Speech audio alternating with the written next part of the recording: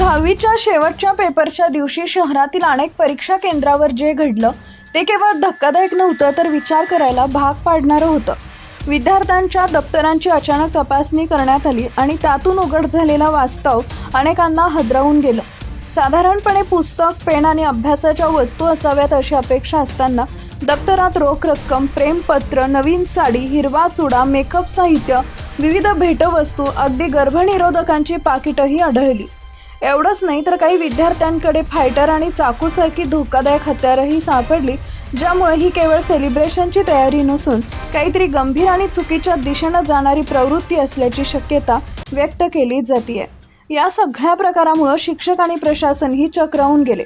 परीक्षा संपल्यानंतर काही विद्यार्थी भांडण करण्याच्या तयारीत होते का, किंवा पळून जाऊन काही टोकाचा निर्णय घेण्याचा विचार करत होते का, असा प्रश्न निर्माण झालाय।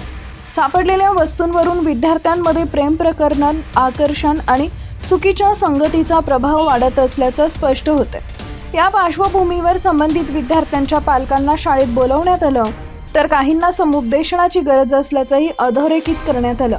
शिक्षकांनी वेळेवर घेतलेल्या या पावलामुळे संभाव्य गैरप्रकार टळले असावेत असं मतही व्यक्त केलं जात आहे।